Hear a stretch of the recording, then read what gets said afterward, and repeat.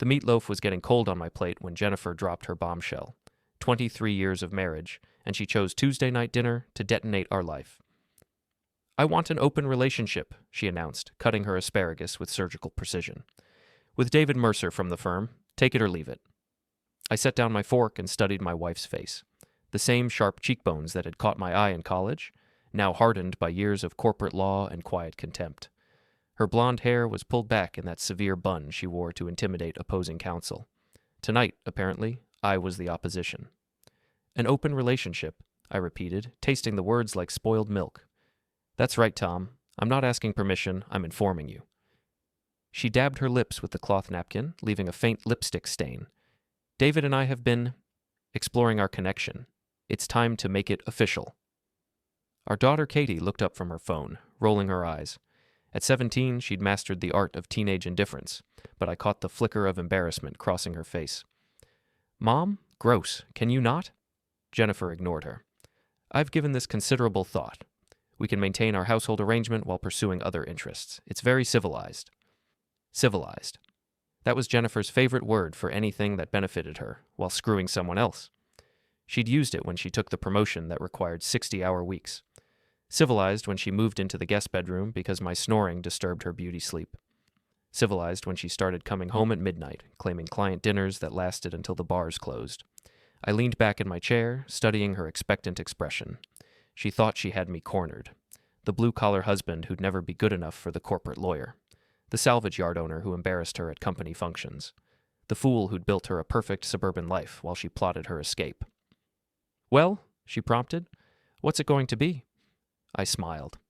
Not the defeated grimace she expected, but a genuine warm smile that made her blink twice. "I'll take it." The words hung in the air like smoke. Jennifer's fork stopped halfway to her mouth. Katie's thumbs froze over her phone screen. "You'll... what?"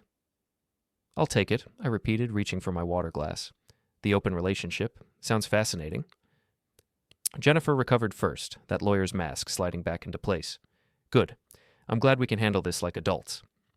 But I caught the uncertainty in her voice. This wasn't the script she'd rehearsed. She'd expected anger, tears, maybe a dramatic exit. Instead, I was calmly finishing my meatloaf while her perfect plan developed hairline cracks. "When do you start?" I asked conversationally. "Start?" "This arrangement with Mercer. When's the grand opening?" Her cheeks flushed pink. That is, David and I have been screwing behind my back for months," I supplied helpfully. "Yeah, I figured. The late nights, the new lingerie, the way you shower immediately after coming home. Either you were having an affair or you'd developed a sudden passion for midnight gym sessions." Katie made a gagging sound. "I'm eating here." "Sorry, sweetheart." I turned back to Jennifer, who was gripping her knife like she wanted to perform surgery on my face. "So, what's the timeline? Are you moving in with him, or is this more of a part-time arrangement?" "We're working out the details." "Of course you are. And his wife? Rebecca, right? How's she taking the news?" Jennifer's face went pale. "That's David's concern." "Naturally. Well, this should be interesting." I stood up, collecting my plate. "Thanks for dinner, honey. Very enlightening." I headed for the kitchen, leaving Jennifer staring at my back. Through the window, I could see the lights of our neighbors' houses, each one hiding its own secrets and lies. The Hendersons with their screaming matches at 2 a.m., the Patels and their son's drug habit, the Johnsons and their creative accounting practices. Now we'd have our own contribution to the neighborhood gossip mill. I scraped my plate into the garbage disposal, thinking about David Mercer. Tall, silver-haired, with the kind of practiced charm that impressed clients and seduced married women. I'd met him at Jennifer's company events, watching him work the room like a politician. He had soft hands and a firm handshake, the kind of man who'd never changed his own oil or swung a hammer in anger. The kind of man Jennifer thought she deserved. Behind me, I heard chairs scraping against hardwood as dinner officially ended. Jennifer's heels clicked toward the staircase, probably heading up to call her lover and report on the conversation. Katie slouched past, muttering something about dysfunctional families and college applications. I stood at the sink, watching water swirl down the drain, and allowed myself a moment of genuine satisfaction. Jennifer thought she'd played her ace. She had no idea I'd been holding a royal flush for 3 weeks. Ever since I'd followed her to that downtown hotel and watched her meet Mercer in the lobby. Ever since I'd hired a private investigator to document their afternoon encounters. Ever since I'd made contact with Rebecca Mercer and discovered she had her own collection of evidence. Jennifer wanted an open relationship? She was about to get more openness than she'd bargained for. I dried my hands on the dish towel and headed for my workshop in the garage. I had some planning to do, and the Christmas party season was just around the corner. 3 weeks earlier, I'd been a different man. Suspicious but hopeful. Wounded but willing to give my wife the benefit of the doubt. That version of myself had followed Jennifer to the Marriott downtown, parking across the street like some discount private eye, hoping to prove my paranoia wrong. Instead, I'd watched her walk into the lobby at 2:47 p.m. on a Wednesday, wearing the red dress I'd bought her for our anniversary. She'd kissed David Mercer like a woman starving for affection, her hands tangled in his silver hair while business travelers pretended not to stare. I'd sat in my pickup truck for 20 minutes, engine running, trying to process what I'd seen. Then I'd driven home, called my lawyer, and hired the best private investigator in the city. 2 days later, I had photos. A week after that, I had hotel receipts, credit card statements, and a timeline stretching back 8 months. But the real breakthrough came when I decided to track down Rebecca Mercer. David's wife lived in a colonial mansion in the historic district, the kind of place that screamed old money and older secrets. I'd expected to find a broken woman, maybe someone willing to commiserate over coffee and shared betrayal. Instead, I found a predator. "You're Jennifer's husband," Rebecca said when she opened the door. She was smaller than I'd expected, maybe 5'4" in stockings, with auburn hair and eyes like green glass. "I was wondering when you'd show up." We'd met at Murphy's Bar, a dive on the wrong side of town where neither of our spouses would think to look. Rebecca had arrived first, claiming a corner booth and nursing a martini like it owed her money.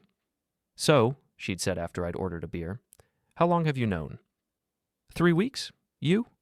6 months. She'd smiled, and it wasn't pleasant. "David thinks he's clever, but he's always been predictable. Same pattern every time. Younger woman, expensive hotels, promises he'll never keep." "Every time?" "Oh, honey, your wife isn't his first rodeo. She's just the latest in a long line of ambitious attorneys who think sleeping with a senior partner will advance their careers." Rebecca had taken a sip of her martini, studying me over the rim. "The question is, what are we going to do about it?" That conversation had lasted 4 hours. By the time we'd parted ways, we'd exchanged phone numbers, email addresses, and a mutual commitment to systematic revenge. Rebecca, it turned out, was a forensic accountant with a talent for finding hidden assets and buried secrets. She'd been documenting David's affairs for years, building a case that would leave him financially and professionally ruined. She just needed the right moment to strike. I was that moment. "The Christmas party," she'd said as we'd shaken hands in the parking lot. "David always brings Jennifer as his date, thinking I'm too dignified to make a scene. This year will be different." Now, standing in my garage workshop, I reviewed the evidence we'd accumulated. Photos of Jennifer and David entering and leaving hotels, credit card receipts for dinners and gifts, email exchanges that would make a sailor blush, text messages that violated about 17 different company policies.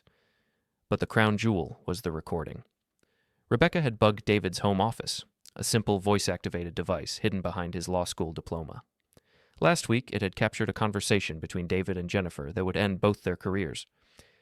"The partners are announcing promotions next month," David's voice had said, tinny but clear through my laptop speakers. "I can guarantee you make the list, but we need to be discreet until then." "How discreet?" Jennifer had asked. "Public discreet, private indiscreet. Once you're a senior associate, we can be more open about our arrangement." "And your wife?" "Rebecca's not a problem. She knows her place." I'd listened to that recording a dozen times, memorizing every inflection.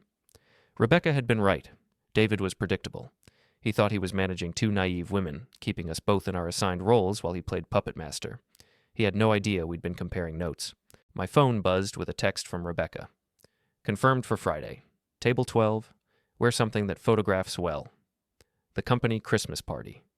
Jennifer had been talking about it for weeks, debating between the black cocktail dress and the navy blue number with the plunging neckline. She'd settled on navy, probably because David had complimented it at the last company function. She'd be expecting to walk in on his arm, the conquering hero who'd successfully negotiated her way out of an inconvenient marriage. The brilliant attorney who'd managed to have her cake and eat it too. Instead, she'd find her husband waiting at table 12 with David's wife, both of us smiling like we'd just won the lottery. I closed my laptop and headed back into the house. Jennifer was in her office, door closed, voice low and intimate, probably debriefing with David about our dinner conversation, reassuring him that everything was going according to plan. Let her think that. Let them both think they'd outsmarted the blue-collar husband and the trophy wife. Friday night would be educational for everyone involved. I climbed the stairs to our bedroom, passing family photos that now felt like evidence of a crime. 23 years of marriage reduced to props in Jennifer's elaborate deception. Wedding pictures, vacation snapshots, images of Katie's birthday parties and school events, all of it tainted by the knowledge that my wife had been planning her exit strategy for months. In the bedroom, I opened the closet and selected my best suit. Navy blue, tailored, the one Jennifer had bought me for her last promotion celebration. It seemed appropriate for the occasion. Friday couldn't come fast enough. The Riverside Country Club sparkled with enough Christmas lights to power a small city. Ice sculptures of reindeer flanked the entrance, while a string quartet played holiday classics for the arriving guests. Jennifer's law firm knew how to throw a party, especially when they were celebrating another year of billable hours and client acquisitions. I adjusted my tie and checked my watch. 7:15 p.m. Perfect timing. Jennifer had left an hour earlier, claiming she needed to arrive early for some pre-party networking. In reality, she was probably in David's office, sharing a drink and congratulating themselves on their successful manipulation of the situation. They thought they'd managed to keep their affair discreet while maneuvering me into accepting their arrangement. They were about to learn the difference between discreet and secret. I parked my truck between a BMW and a Mercedes, ignoring the valet who looked like he'd rather be anywhere else. The club's main ballroom buzzed with conversation and clinking glasses, 200 of the city's legal elite celebrating another profitable year. Rebecca was waiting by the coat check, stunning in an emerald green dress that complemented her auburn hair. She'd chosen her outfit carefully, elegant enough to belong, dramatic enough to be remembered. "You clean up nice?" she said, taking my offered arm. "You look like a woman with a plan." Several plans, actually, all of them unpleasant. She smiled, and I was reminded why David had underestimated her for so long.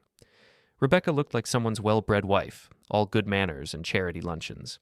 In reality, she was a shark in designer clothing. We entered the ballroom together, and I felt the subtle shift in attention that comes when people notice something unexpected. Tom Bradley, the salvage yard owner, walking in with Rebecca Mercer, the senior partner's wife. Conversations paused mid-sentence as guests tried to process what they were seeing. Table 12 was perfectly positioned for maximum visibility, close enough to the dance floor to be noticed, but far enough from the head table to avoid immediate confrontation. Rebecca had chosen well. "There they are," she murmured, nodding toward the bar. Jennifer stood next to David, laughing at something he'd whispered in her ear. She wore the navy dress, as predicted, with her grandmother's pearl necklace and the diamond earrings I'd given her for Christmas last year. She looked confident, relaxed, like a woman who'd successfully navigated a difficult situation. David was holding court with several junior associates, playing the role of mentor and sage. His silver hair was perfectly styled, his tuxedo immaculate. He gestured with his martini glass, probably sharing some war story from his early days at the firm. Neither of them had noticed us yet. "Champagne?" I asked Rebecca. "Something stronger. This is going to be a long night." I signaled the waiter and ordered drinks while Rebecca settled into her chair, arranging herself with the precision of a chess master positioning her pieces. Around us, the party continued its predictable rhythm, partners schmoozing clients, associates networking desperately, spouses making small talk about vacation plans and home renovations. "Tom? Tom Bradley?" I turned to find Marcus Webb, one of Jennifer's colleagues, approaching our table with obvious curiosity. Marcus was a decent guy, one of the few attorneys at the firm who didn't treat me like hired help at these functions. "Marcus, good to see you." I stood to shake his hand. "Do you know Rebecca Mercer?" Marcus's expression shifted as he processed the introduction. "Of course. Mrs. Mercer, you look lovely tonight." "Thank you, Marcus. Tom was just telling me about his salvage business. Fascinating work." The conversation was perfectly normal on the surface, but I could see Marcus's mind racing. Why was Tom Bradley sitting with David Mercer's wife? Where was Jennifer? Where was David? "Well," Marcus said after a moment, "I should let you get back to your evening. Enjoy the party." He walked away quickly, probably heading straight for the gossip mill. Within minutes, half the room would know that something unusual was happening at table 12. "And so it begins," Rebecca murmured, sipping her whiskey. The first domino had fallen. Jennifer noticed us 20 minutes later. I watched her scan the room during a lull in conversation, her gaze moving systematically from table to table in the way she'd learned during courtroom proceedings. When her eyes found mine, her champagne glass stopped halfway to her lips. For a moment, she just stared. Then her gaze shifted to Rebecca, and I saw the exact moment comprehension hit. Her face went pale beneath her carefully applied makeup, and her free hand gripped the edge of the bar like she needed support. David was still talking, oblivious to his wife's presence 15 feet away. He had his back to our table, gesturing animatedly while describing some legal victory to his captive audience. Jennifer whispered something in his ear. David turned, following her gaze across the room, and his martini glass slipped from his fingers. The sound of crystal hitting marble was surprisingly loud in the elegant ballroom. Conversations paused as heads turned toward the commotion, just in time to see David Mercer staring at his wife and her unexpected dinner companion. "Oops," Rebecca said quietly. David's face cycled through several expressions: surprise, confusion, and finally dawning horror as he realized what he was seeing. His wife, who was supposed to be home with a headache, sitting with Jennifer's husband like they were old friends. The whispers started immediately. "Is that David's wife? Why is she with Tom Bradley? Where's Jennifer supposed to be sitting? Did you know they knew each other?" Rebecca stood gracefully, smoothing her dress. "I think it's time for introductions, don't you?" We crossed the ballroom together, weaving between tables as conversations died in our wake. The string quartet continued playing, but their holiday melodies seemed oddly discordant against the tension building in the room. Jennifer and David stood frozen by the bar, trapped between their public personas and private panic. They couldn't make a scene without drawing more attention, but they couldn't ignore us without appearing rude. "David," Rebecca said warmly, reaching up to kiss her husband's cheek, "you look surprised to see me." "Rebecca, I thought you said you had a headache." I felt much better after talking with Tom. We had the most interesting conversation about mutual interests. Jennifer found her voice. "Tom, what are you doing here?" "Attending my wife's company Christmas party. With my date." I smiled at Rebecca. "You remember Rebecca, don't you? David's wife?" The silence stretched like a taut wire. Around us, I could feel the attention of 200 guests, all pretending to mind their own business while straining to hear every word. David cleared his throat. "Perhaps we should find somewhere more private, too." "Oh, I think this is private enough," Rebecca interrupted. "After all, we're all friends here, aren't we? Just two couples enjoying a lovely evening." She emphasized the word couples just enough to make her meaning clear. Jennifer's champagne glass began to tremble in her hand. "Actually," I said, "I was hoping to get some advice from David about workplace relationships, professional boundaries, that sort of thing." David's face went gray. "I don't think this is the appropriate venue." "Really?" Because Jennifer was just telling me how the firm encourages open communication, transparency, bringing things into the light. The champagne glass slipped from Jennifer's fingers. Crystal shattered against marble for the second time in 5 minutes, sending shards skittering across the polished floor. Champagne splashed against Jennifer's navy dress, leaving dark stains that looked suspiciously like tears. The conversations around us stopped entirely. "Oh my," Rebecca said, her voice carrying clearly in the sudden silence. "How clumsy." "Don't worry, dear. Some stains come out eventually. Others are permanent." Jennifer stared down at her ruined dress, then up at the crowd of faces watching our little drama unfold. Her carefully constructed facade was cracking, revealing the panic underneath. "I need some air," she whispered. "Excellent idea," I agreed. "David, why don't you help her? Rebecca and I will hold down the fort." David looked like he wanted to argue, but with half the firm watching, he had no choice. He took Jennifer's arm and guided her toward the terrace doors, leaving Rebecca and me standing by the bar surrounded by broken glass and fascinated witnesses.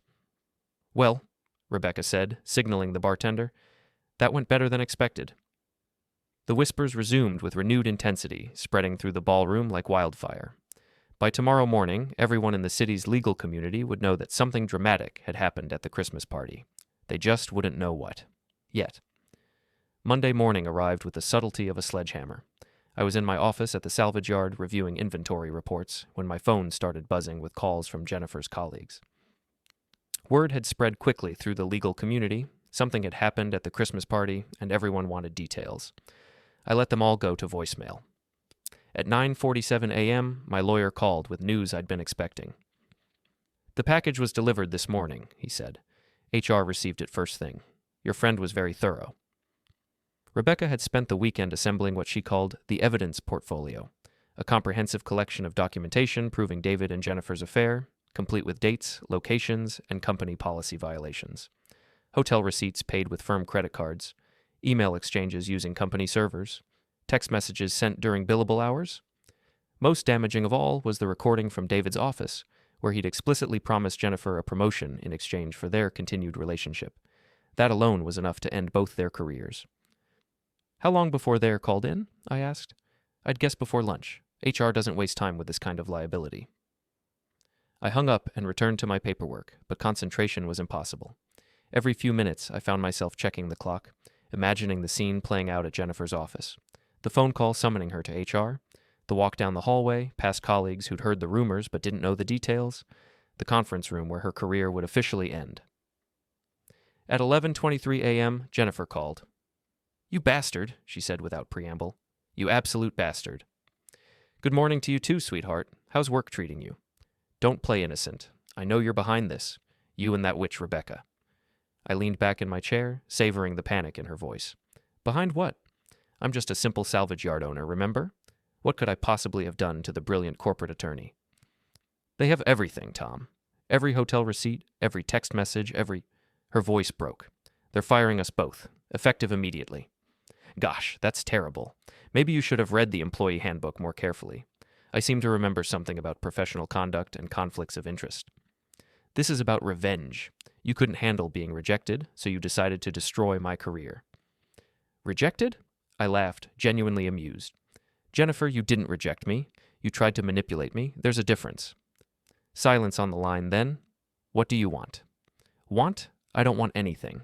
I already have everything I need." "Money? The house? I'll give you whatever—" "You'll give me what my lawyer negotiates in the divorce settlement, which given your current employment status should be quite favorable." Another long silence. When Jennifer spoke again, her voice was smaller, more desperate. "Tom, please, we can work this out. We can go to counseling, figure out how to save the marriage." "Save the marriage? The one you destroyed when you decided to screw David Mercer in hotel rooms paid for with company money?" "It didn't mean anything. It was just—" "Just what? Just a way to advance your career? Just a bit of fun while your husband worked 60-hour weeks to pay the mortgage? Just a temporary arrangement until you figured out how to trade up?" "That's not how it was." "No? Then explain it to me. Help me understand how a woman asks her husband for an open relationship while she's already been screwing her coworker for 8 months."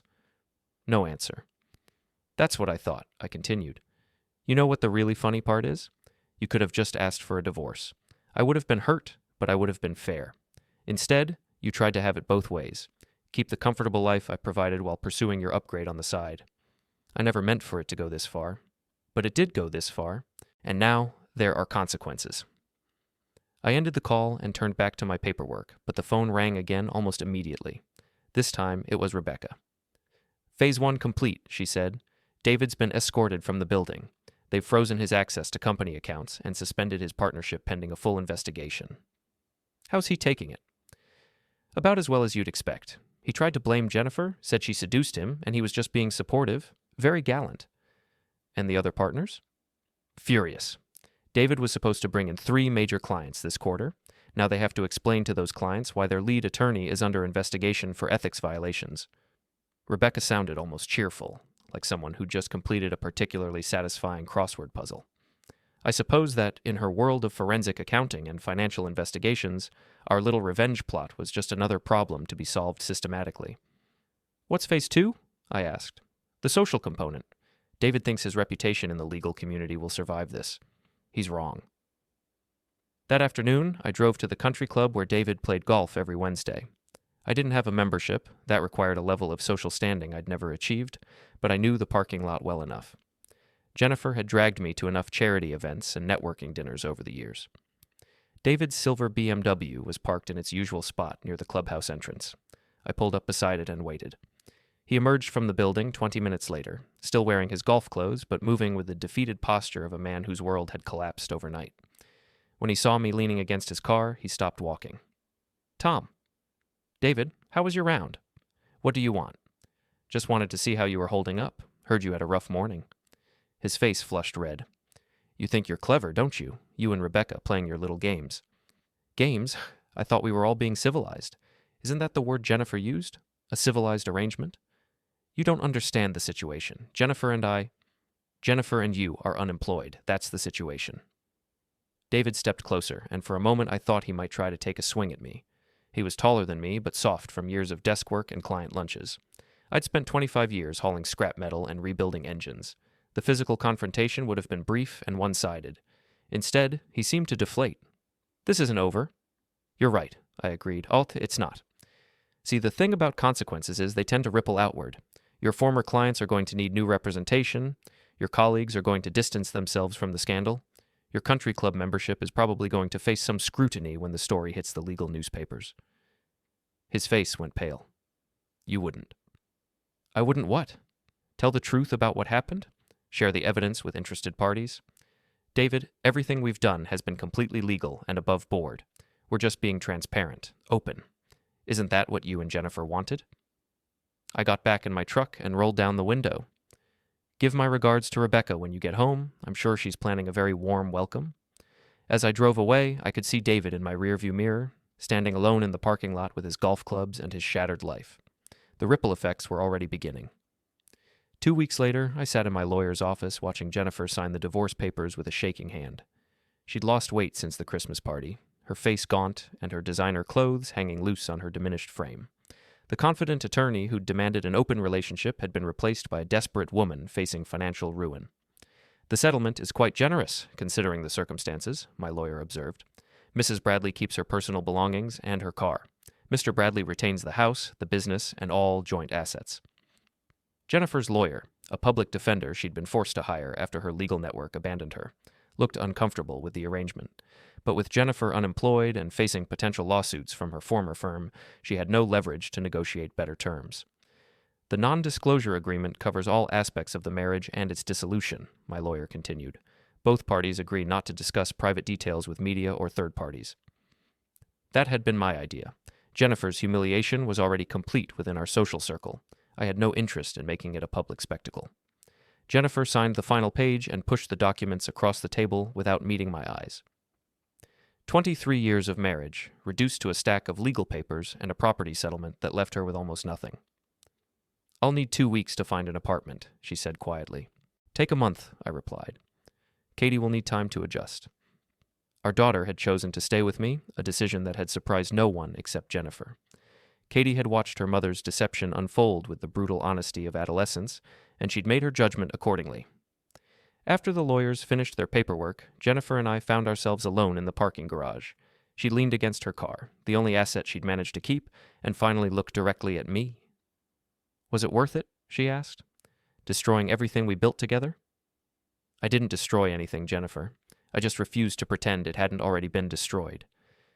David and I, it wasn't supposed to happen like this. We thought we could manage the situation, keep everyone happy. Keep everyone happy or keep everyone useful?" She flinched. "That's not fair." "Fair? You want to talk about fair?" I stepped closer, and she instinctively backed against her car. "Fair would have been asking for a divorce when you realized you didn't love me anymore. Fair would have been honest communication instead of 8 months of lies. Fair would have been considering our daughter's feelings before you decided to blow up our family." "I made mistakes." "You made choices. Every hotel room, every lie, every time you came home and pretended to be a loving wife while planning your exit strategy. Those were choices." Jennifer's composure finally cracked. Tears ran down her cheeks, smearing her carefully applied makeup. "I'm sorry. I'm so sorry, Tom. I never wanted it to end like this." "But it did end like this, and now you get to live with the consequences." I walked away, leaving her crying in the parking garage. It should have felt like victory, but mostly it felt like closing a book I'd once enjoyed reading. The house was quiet when I got home. Katie was at school, probably telling her friends about her parents' divorce with the casual cruelty teenagers reserve for family drama. The rooms felt different without Jennifer's presence, less tense, but also emptier. I made coffee and sat in my kitchen, looking out at the backyard where we'd hosted birthday parties and barbecues for 2 decades. The swing set was still there, though Katie had outgrown it years ago. Jennifer had always talked about having it removed, but I'd resisted. Some things were worth preserving, even after their practical purpose had ended. My phone buzzed with a text from Rebecca. "David moved out this morning, took 2 suitcases and his golf clubs, left everything else." I typed back, "How are you holding up?" "Better than expected. Turns out I don't miss him as much as I thought I would." Rebecca and I had maintained our alliance throughout the divorce proceedings, sharing information and coordinating our legal strategies. David had tried to play us against each other, suggesting that Rebecca and I were having an affair to deflect attention from his own misconduct. The accusation had backfired spectacularly when Rebecca produced evidence of his previous infidelities, dating back nearly a decade. "Dinner tonight?" she texted. "I'm buying." I considered the invitation. Rebecca was an attractive woman, intelligent and resourceful, with a sense of humor sharpened by years of marriage to a serial cheater. Under different circumstances, we might have developed genuine feelings for each other, but we'd bonded over mutual betrayal and shared revenge. That was a foundation for partnership, not romance. "Rain check," I replied. "Need some time to figure out what normal looks like." "I understand, but Tom, thank you for everything." I set the phone aside and finished my coffee, thinking about the future for the first time in months. Katie would graduate high school next year and head to college. The salvage yard was profitable enough to support us both comfortably. I was 45 years old, financially stable, and finally free from a marriage that had been falling apart piece by piece for years. Jennifer had wanted an open relationship. Instead, she'd opened the door to a new life, mine. That evening, Katie came home from school with news that the gossip mill had finally caught up with reality. "Everyone's talking about Mom and Mr. Mercer," she said, dropping her backpack by the front door. "Sarah Martinez said her mom heard they were both fired for having an affair." "What did you tell her?" "That it was none of her business." Katie studied my face. "Are you okay with people knowing?" "The truth was always going to come out, sweetheart. Better that it comes out accurately." She nodded, accepting this with the pragmatism she'd inherited from both parents. "Dad, I'm glad you didn't let her get away with it." "Get away with what?" "Treating you like you were stupid, like you didn't matter." Katie's voice carried an edge of anger that reminded me uncomfortably of Jennifer. She thought she was so smart, playing games and making plans. But you were smarter. I looked at my daughter, 17 years old, cynical beyond her years, already learning lessons about trust and betrayal that I'd hoped she wouldn't need for decades. "I wasn't trying to be smart, Katie. I was just trying to survive." "Same thing, isn't it?" Maybe it was. Maybe survival and intelligence were the same skill, applied to different circumstances. Jennifer had been intelligent enough to advance her career and manipulate her personal relationships, but not smart enough to consider the long-term consequences. David had been clever enough to seduce married women and maintain multiple affairs, but not wise enough to choose his victims carefully. Rebecca and I had simply been smart enough to compare notes. 3 months later, I heard through mutual acquaintances that Jennifer had found work with a small firm in another city, handling routine legal matters for a fraction of her previous salary. David had opened a solo practice, specializing in personal injury cases and struggling to rebuild his reputation. They were no longer together. Apparently, their grand romance had been less durable than either of them expected when they weren't stealing time from other people's lives. I felt no satisfaction in their continued misfortune. The anger that had sustained me through the divorce proceedings had faded, replaced by something closer to indifference. They were no longer my problem to solve or my wounds to heal. Katie and I settled into our new routine. She cooked dinner twice a week, badly, but with enthusiasm. I helped with her college applications and pretended not to notice when she stayed out past curfew on weekends. We were learning how to be a family of two, and it was working better than I'd expected. On a Saturday morning in early spring, I was working in the salvage yard when Rebecca appeared at my office door. She looked different, lighter somehow, as if she'd been carrying a weight that had finally been lifted. "I wanted to say goodbye," she said. "I'm moving to Seattle. My sister has a consulting firm there, and she's offered me a partnership." "That's great news. You deserve a fresh start." "So do you." She hesitated. "Tom, what we did, it was necessary, but it wasn't who I want to be long term." "I understand." "Do you? Because I'm not sure I do." Rebecca sat down across from my desk, choosing her words carefully. "We were both hurt, and we struck back. It felt good at the time, but now you want to be someone who builds things instead of tearing them down." "Exactly," she smiled. "You always were perceptive." We talked for another hour about new beginnings and second chances, about the difference between justice and revenge, about the cost of carrying anger too long. When she left, we shook hands like business partners concluding a successful deal, which, in many ways, we were. That afternoon, I cleaned out Jennifer's remaining belongings from the house, clothes she'd forgotten, books she'd left behind, small personal items that had somehow escaped the division of assets. I packed everything carefully in boxes and drove them to her new apartment across town. She answered the door wearing jeans and a faded sweater, her hair pulled back in a simple ponytail. Without the armor of professional clothing and perfect makeup, she looked younger and more vulnerable. "I brought your things," I said, setting the boxes inside her door. "Thank you. That's thoughtful. Her apartment was small but clean, furnished with pieces from discount stores and yard sales. A far cry from our suburban palace, but it looked like a place where someone might actually live instead of merely existing. "How are you doing?" I asked. "Better than I expected. The work isn't challenging, but it pays the bills. And I'm sleeping better than I have in years." "Good. That's good." We stood in her doorway, two people who'd once shared everything and now had nothing left to say to each other. "Tom, I really am sorry. For all of it." "I know you are. Do you think, someday, we might be able to be friends, for Katie's sake?"